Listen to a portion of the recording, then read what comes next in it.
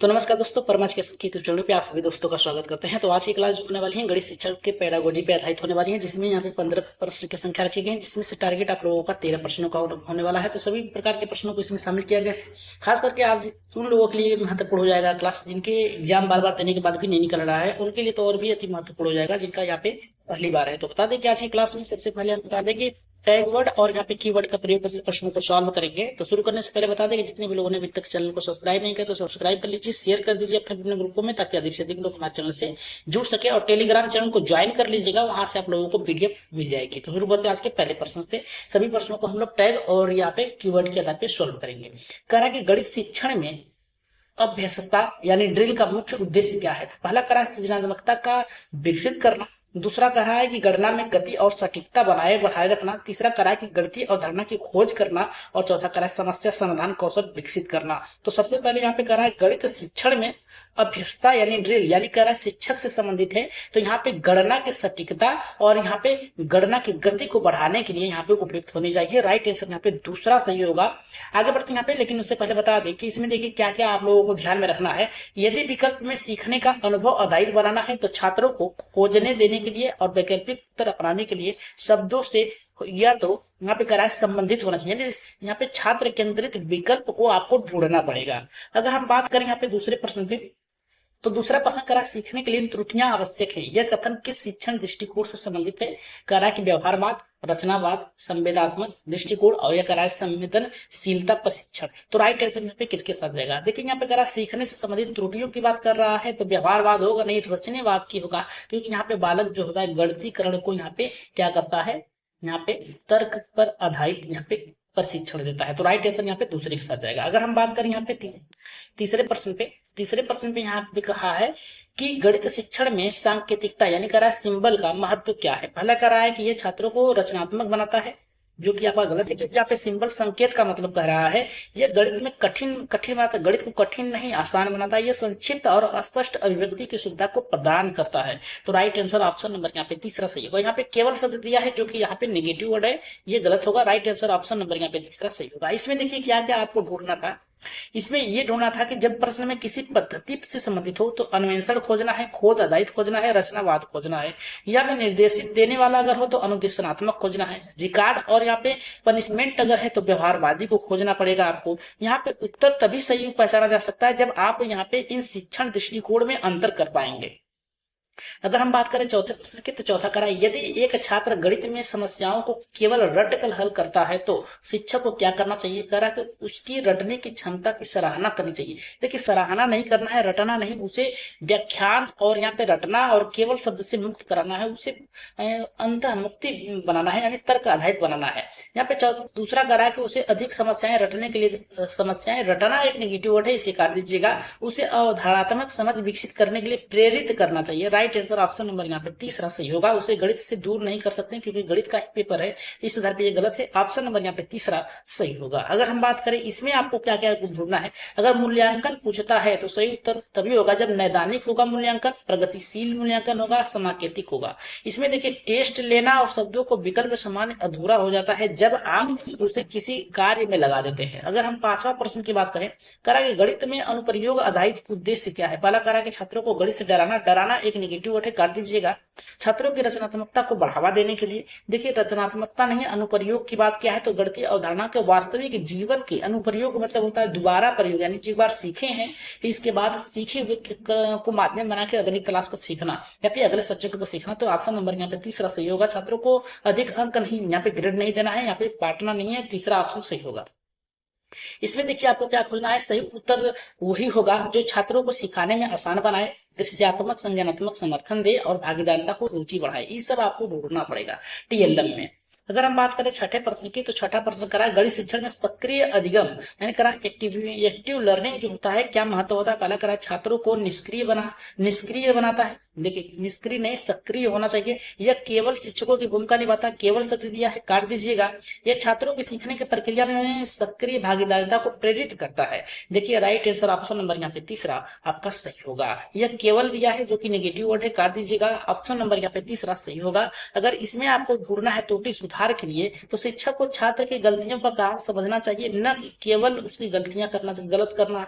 सही उत्तर सुधारात्मक प्रक्रिया विश्लेषण और पुनः प्रयास से शामिल होगा। ये आपके कीवर्ड है, आपके ये इतना याद रखिएगा। सभी प्रश्नों के बाद एक कीवर्ड आप लोगों को मिलेगा जो कि आप लोगों को याद करना है। गणित शिक्षण में मॉडलिंग जो होता है इसका उपयोग किया जाता है, छात्रों को भ्रमित करने के लिए नहीं होता है, याद रखिएगा। करा अवधारणात्मक दृश्य प्रस्तुत करने के लिए होना चाहिए, एकदम सही है। अवधारणात्मक अवधारणाओं को दृश्य रूप में प्रस्तुत यानी देखने के लिए प्रेरित करना। शिक्षक के समय बचाता है, गलत है। छात्रों को अनुशासन नहीं करना है, उसको प्रेरित करना चाहिए सीखने के लिए। ऑप्शन नंबर यहाँ पे दूसरा सही होगा। इसमें आपको की पॉइंट क्या क्या नजर आएगा। देखिए प्रेरणा और आत्मविश्वास से जुड़े अगर प्रश्न हो तो छात्रों को सकारात्मक ढंग से प्रोत्साहित करना यही सही उत्तर होगा। तुम नहीं कर सकते ये गलत होगा, विकल्प असंगत होगा, इतना याद रखिएगा। अगर हम बात करें 8वें प्रश्न की तो 8वां जो है गणित में समस्या समाधान कौशल विकसित करने के लिए कौन सी रणनीति उपयुक्त होगी। पहला करा है छात्रों को उत्तर बताना, गलत है। छात्रों को समस्या का विश्लेषण समाधान स्वयं करने देने के लिए करना चाहिए। अगर छात्र स्वयं से करेंगे तो यही उत्तर आपका राइट होगा। सबसे ज्यादा स्वयं से करने के प्रश्नों को आप महत्व देंगे। रटने की जो बात कर रहा है गलत है, नेगेटिव है। छात्रों को समस्या से दूर नहीं कर सकते हैं, समस्या देना चाहिए ताकि बालक उस समस्याओं को दूर करे और तार्किक शक्ति को बढ़ा सके। तो राइट आंसर यहाँ पे ऑप्शन नंबर यहाँ पे दूसरा सही होगा।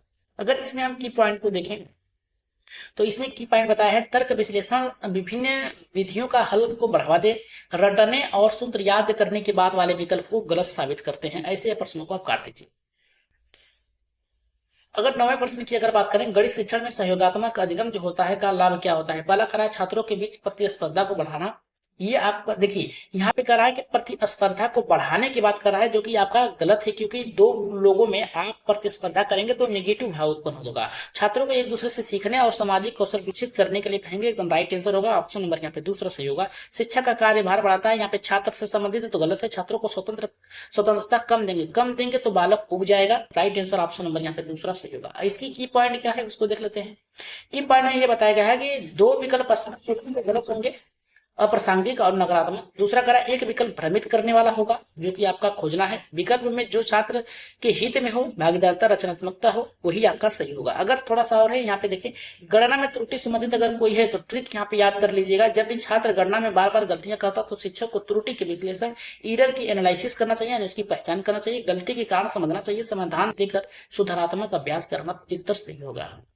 अगर हम बात करें यहाँ पे 10वें प्रश्न की तो 10वां प्रश्न करा है गणित में अवधारणात्मक त्रुटि को सुधारने के लिए शिक्षक को क्या करना चाहिए। पहला करा छात्रों को दंडित करना चाहिए। दंडित करना एक नेगेटिव वर्ड है जो कि गलत है।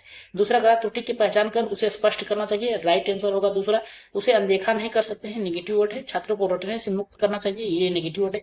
ऑप्शन नंबर यहाँ पे सीधा सीधा आपका दूसरा सही है। अगर इसमें आपकी पॉइंट खोजेंगे तो की पॉइंट में यहाँ पे देखिए क्या दिया है। अगर कोई विकल्प में छात्र को खुद खोजने के लिए निर्देशित देने हैं तो विधियां शिक्षण यहाँ पे विधियां आजमाने की अनुमति देनी चाहिए। किस बात करता है तो ये रचनावादी शिक्षण को ऐसे करता है। अगर गलत अगर ऑप्शन में है ऐसे विकल्प जो केवल सही उत्तर रटवाने के लिए तरीका का मान्य देता है तो ये उत्तर क्या होगा, गलत होगा। आगे बढ़ रहे हैं यहाँ पे 11वें प्रश्न पे। 11 का कह रहा है कि गणित में यहाँ पे गणित शिक्षण में नैतिकता का क्या स्थान है। पहला का गणित में नैतिकता का कोई स्थान नहीं, गलत है। छात्रों की ईमानदारी और परिश्रम का मूल्य, गलत है। छात्रों के प्रतिस्पर्धा को बढ़ाता है, छात्रों को केवल यहाँ पे करता है। देखिए तीनों ऑप्शन गलत है, लेकिन यहाँ पे कहा है गणित शिक्षण में नैतिकता का स्थान क्या है। नैतिकता का स्थान बताया है तो ये छात्रों की ईमानदारी और परिश्रम को सबसे महत्व रखेंगे यहाँ पे। ऑप्शन नंबर यहाँ पे दूसरा सही होगा। अगर हम बात करें इसकी की पॉइंट की तो की पॉइंट में ये बताया गया है कि छात्र यदि किसी खास टॉपिक को बार बार गलती कर रहा है तो शिक्षक को क्या करना चाहिए, मूल अवधारणाओं को दोहराना के लिए कहना चाहिए, एकदम सही है। छात्रों को विचार विमर्श करना चाहिए, वैकल्पिक दृष्टिकोण को अपनाना चाहिए, यही होगा आपका। अगर 12वें प्रश्न की बात करें तो 12 का कह रहा है हमारा यहाँ पे 12 का ये कह रहा है कि गणित में समीकरण अवधारणा को समझाने के लिए कौन से दृष्टिकोण उपयुक्त होगी। पहला करा केवल परिभाषा देना, गलत है। उदाहरण और वास्तविक जीवन की समस्याओं के माध्यम से समझाना, एकदम सही होगा, क्योंकि जितना बालक अपने परिवेश में सीखा रहेगा उतना ही उसको माध्यम बना के आप सिखाएंगे तो तरीके से सीखेगा। राइट आंसर ऑप्शन नंबर दूसरा। और नेगेटिव वर्ड है यहाँ पे रटना, और यहाँ पे करा अनदेखा करना भी नेगेटिव वर्ड है। ऑप्शन नंबर यहाँ पे दूसरा सही होगा। अगर हम बात करें इसकी की पॉइंट की, तो यहाँ पे करा शिक्षण विधियों के आधार पर अगर सिखा रहा है तो ट्रिक क्या होगा। ऐसे प्रश्न सही होंगे जो कि आप देख सकते हैं सक्रिय भाग देता हो, छात्रों की सोच को बढ़ावा देता हो, समूह में कार्य परियोजना आधारित शामिल हो, और यहाँ पे कौन सा आपको ऑप्शन गलत करना है, केवल बोर्ड पर समझाना, एक तरफा लेक्चर देना, पुरानी और कम प्रभावी विधियों को अपनाना, ये आपका ऑप्शन गलत होगा। अगर हम बात करें यहाँ पे 13वें प्रश्न की, इसका आंसर आप लोग कमेंट बॉक्स में दीजिएगा। क्लास बेहतर लग रही है तो सब्सक्राइब करके यहाँ पे शेयर कर दीजिएगा, अपने ग्रुप में लाइक करना न भूलें। तो यहाँ पे देखिए क्या करा, गणित शिक्षण में प्रश्नोत्तर क्यूज का उद्देश्य क्या है, नहीं करा के खेल का, यानी कह सकते हैं आप क्यूज मतलब होता है खेल, इसका क्या है, केवल मनोरंजन करना, एक नेगेटिव वर्ड काट दीजिएगा। छात्रों को भ्रमित करने वाला एक नेगेटिव वर्ड है, इसे काट दीजिएगा। अधिगम मूल्यांकन की पुनरावृत्ति यानी दोहराने की बात कर रहा है, जो कि ऑप्शन नंबर यहाँ पे तीसरा आपका सही होगा। सॉरी, यहाँ पे तीसरा आपका सही होगा, तीसरा ऑप्शन सही होगा। यहाँ पे शिक्षक को लोकप्रियता बढ़ाता है, ये गलत है। आगे बढ़ते हैं यहाँ पे इसके की पॉइंट पे। की पॉइंट देखिए यहाँ पे क्या कर रहा है कि अगर कोई शैक्षणिक गतिविधियां हैं तो क्यूज उसका उद्देश्य मनोरंजन नहीं बल्कि सीखने का की समीक्षा और पुनरावृत्ति को आकलन करता है। सही उत्तर तभी सही होगा जब सीखने का उद्देश्य को बढ़ावा मिलता है। ये सब आपके की पॉइंट है। अगर आपको यहाँ पे पीडीएफ चाहिए तो टेलीग्राम चैनल को ज्वाइन करके वहां से ले सकते हैं। जब कोई छात्र कहता है कि गणित बहुत कठिन विषय है तो शिक्षक को सबसे उपयुक्त प्रतिक्रिया क्या होनी चाहिए, अगर नहीं आता है तो कम पढ़ो, गलत है, नेगेटिव है, तुम गणित कभी नहीं कर सकते, ये भी आपका नेगेटिव पॉइंट है। इसे हम मिलकर सभी कर सकते हैं, राइट आंसर ऑप्शन नंबर तीसरा होगा। मिलकर करेंगे तो सामूहिक गतिविधियां होंगी, इसमें हमेशा ऐसे ही बोलते हैं नहीं, इसका राइट आंसर ऑप्शन नंबर यहाँ पे तीसरा सही होगा। अगर इसकी की पॉइंट की अगर हम बात करें क्या ढूंढना है आपको, तो कह रहा है कि जब छात्र कहे कठिन है तो शिक्षक को हमेशा क्या उसे प्रेरित करना चाहिए, सकारात्मक प्रतिक्रिया देनी चाहिए, उसे सहायता देनी चाहिए, तैयार करना चाहिए, उसे डांटना, उपेक्षा करना, मना करना, गलत विकल्प देना, ये आपका ऑप्शन गलत होगा। आपको ऐसे की पॉइंट को यहाँ पे टैग को अपनाना होगा। अगर क्लास बेहतर लग रही तो सब्सक्राइब जरूर करिएगा, कोई भी त्रुटि हो तो कमेंट बॉक्स में बताइएगा, उसे दूर किया जाएगा। आज की क्लास का लास्ट प्रश्न है, एक गणित शिक्षण विद्यार्थियों में विभिन्न उत्तर पहचानने के लिए स्वतंत्र सोच और वैकल्पिक विधियों अपनाना देता है, किस शिक्षा पद्धति की ओर संकेत करता है, व्यवहारवादी, अनुच्छेदात्मक पद्धति, रचनावादी, और यहाँ पे करा है पारंपरिक, यहाँ पे कक्षा आधारित। तो इसका ऑप्शन क्या होगा, कमेंट बॉक्स में इसका आंसर बताइएगा कि 15 में से आप लोगों ने 12 प्रश्न सही किए कि नहीं, पहला सही होगा, दूसरा, तीसरा या फिर चौथा, कौन सा सही होगा कमेंट बॉक्स में बताइएगा। कुछ की पॉइंट है उसे थोड़ा सा देख लेते हैं।